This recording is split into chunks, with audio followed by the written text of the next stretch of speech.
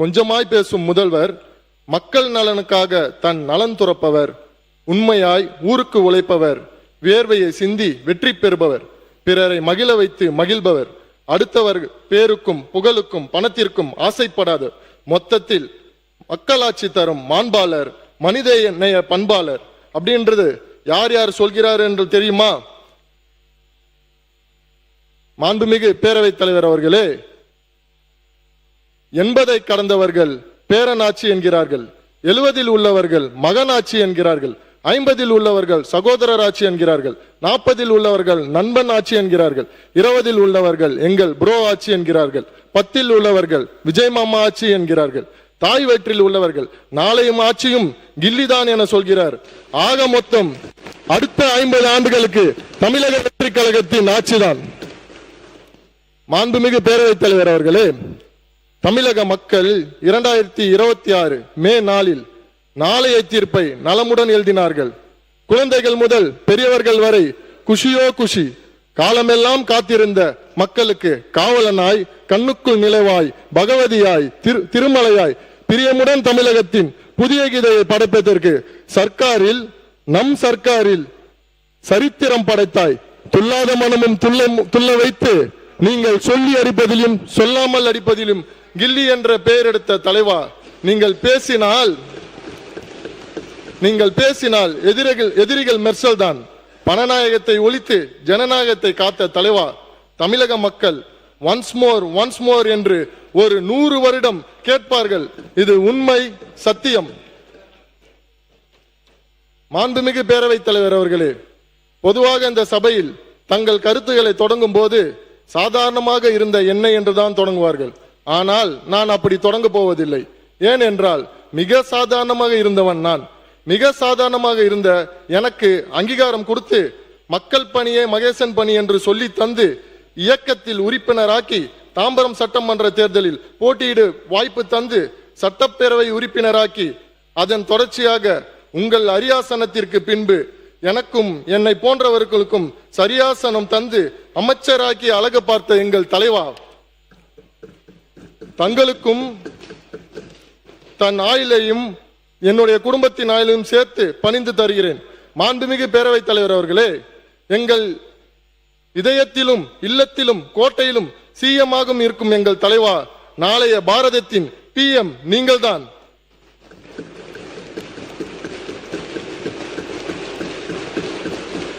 AM PM பார்க்காமல் உழைக்கும் எங்கள் சிஎம்ஏ, நாளைய பிஎம் நீங்கள்தான், நாளைய பிஎம் நீங்களே தான். மாண்புமிகு பேரவைத் தலைவர் அவர்களே, மாண்புமிகு முதல்வர் அவர்களின் ஒற்றை சொல்லை மந்திர சொல்லாக மதித்து தேர்தல் களத்தில் கைமையால் வெற்றி மையை தந்து வாய்மை, தூய்மை, விசுவாசமிக்கவர்கள் தமிழர்கள் என்பதை நிரூபித்தார்கள். அதிலும் தாம்பரம் மக்கள் முதல்வரின் வாக்கை வேத வாக்காக ஏற்று 1,18,967 வாக்குகளை அளித்து அதிலும் 35,621 வாக்குகள் வித்தியாசத்தில் மகத்தான வெற்றியை வழங்கினார்கள். அந்த அனைத்து நல்ல உள்ளங்களுக்கும் தேர்தல் களத்தில் சுற்றி திரிந்த கழக பணியாற்றிய தமிழக வெற்றி கழகத்தின் அனைத்து சகோதர சகோதரிகளுக்கும் நண்பர்களுக்கும் பாசமிகு நன்றியை நேசத்தோடு தனித்தனியாக பதிவு செய்கிறேன். மாண்புமிகு பேரவைத் தலைவர் அவர்களே, அச்சத்தை அச்சப்பட வைத்து மிச்சம் இல்லாமல் தமிழகத்தை உச்சத்தை தொட்ட பேரவைத் தலைவர் அவர்களே, குற்றாலம் நயகரா நீர்வீழ்ச்சியை கொட்டியதை பார்த்துள்ளேன். அவை பேசினால் எப்படி இருக்கும் தெரியுமா? அதுதான் பேரவைத் தலைவர் அவர்களின் செயல்பாடு. இதை நான் சொல்லவில்லை, நாடே லைவில் சொல்கிறது, அதையும் லவ்லியாக சொல்கிறது. பேரவைத் தலைவர்களுக்கு என் அன்பு வணக்கம். மாண்புமிகு பேரவைத் தலைவர் அவர்களே, உடையில் மட்டும் அல்லாது உள்ளத்திலும் வெள்ளை குணம் கொண்டவர் நம் கழக பொதுச் செயலாளர். அனைத்து துறை அமைச்சர் பெருமக்களுக்கும், சட்டப்பேரவை துணைத் தலைவர், அரசு தலைமை கொறடா, அனைத்து சட்டமன்ற உறுப்பினர்கள் அனைவருக்கும் என் அன்பிற்குரிய பணிவார்ந்த வணக்கங்கள். மாண்புமிகு பேரவைத் தலைவர் அவர்களே, இந்த சிறப்பு மிகு அவையில் மாண்புமிகு உறுப்பினர்கள் தெரிவித்த கருத்துக்களை, சில கோரிக்கைகளும் அரசினிடம் கவனத்திற்கு கொண்டு வந்தார்கள். அவை அனைத்தும் நான் குறிப்பு எடுத்துக்கொண்டேன். மாண்புமிகு முதல்வர் அவர்கள் வழிகாட்டுதலோடு உறுப்பினர் கருத்துக்களுக்கு தக்க நடவடிக்கை எடுக்கும் எடுக்கப்படும் என உறுதியளிக்கிறேன். மாண்புமிகு பேரவைத் தலைவர் அவர்களே, இன்றைக்கு சீர்மிகும் திட்டங்களால் செயல்களால் மனிதவள மேலாண்மை துறை மாற்றங்களின் தோற்றமாய் வடிவமைத்த பெருமை எங்கள் முதல்வரையே சாரும்.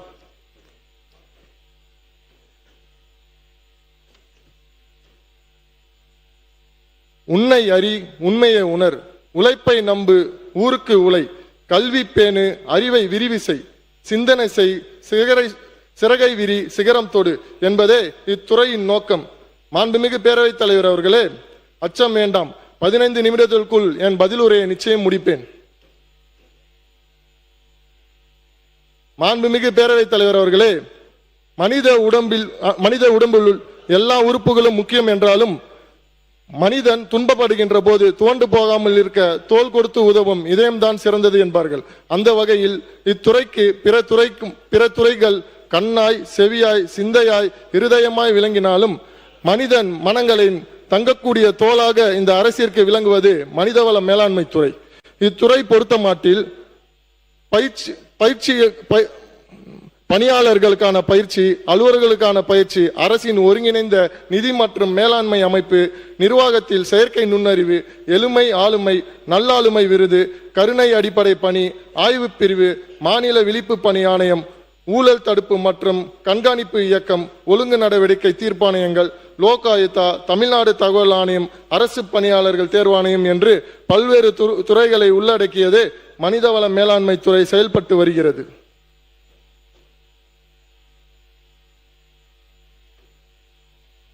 மாண்புமிகு பேரவைத் தலைவர் அவர்களே, முயற்சியும் பயிற்சியும் தொடர்ச்சியா இருந்தால் வெற்றியின் நிச்சயம் என்பார்கள். தமிழ்நாடு அரசு ஊழியர்களுக்கு அவர்கள் பணியில் சேர்ந்தது முதல் பல்வேறு வகையான பயிற்சிகளை வழங்கி வருகின்றோம்.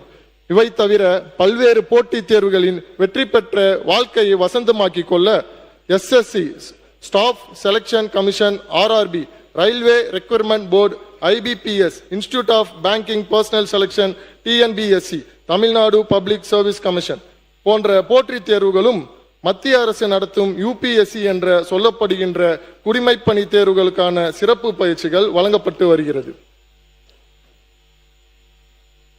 அண்ணா நிர்வாக பணியாளர் கல்லூரியில் 2025-26 நிதியாண்டில் மட்டும் 550 பயிற்சி திட்டங்களில் 20,639 அரசு அலுவலர்களுக்கு சிறந்த பயிற்சிகள் அளிக்கப்பட்டு, அதே போன்று 2026-27 நிதியாண்டில் 31/7/2026 வரை 97 பயிற்சி திட்டங்கள் 3500 அலுவலர்கள் பயிற்சிகள் அளிக்கப்பட்டது என்பதை பெருமையோடு பதிவு செய்கிறேன்.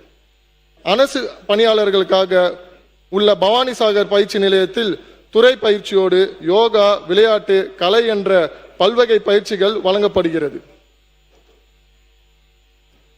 குறிப்பாக அகில இந்திய குடிமைப்பணி தேர்வு மற்றும் இந்திய வனப்பணி தேர்வு இரண்டையும் சேர்த்து கடந்த காலத்தில் 159 நபர்களுக்கு வெற்றி பெற்றவர்களுக்கு இத்துறையில் பயிற்சி வழங்கப்படுது. அரசு பணியாளர்கள் தங்களின் திறனை பெருக்கிக் கொள்ள திறன் 360 என்ற இணைய வலைத்தளப்பு உருவாக்கப்பட்டுள்ளது. இன்றைய வளர்ந்து வரும் யுகத்தில் பயிற்சி தான் வெற்றிக்கு அஸ்திவாரம். தமிழ்நாடு அரசின் ஒருங்கிணைந்த நிதி மற்றும் மனிதவள மேலாண்மை அமைப்பு IFHRMS.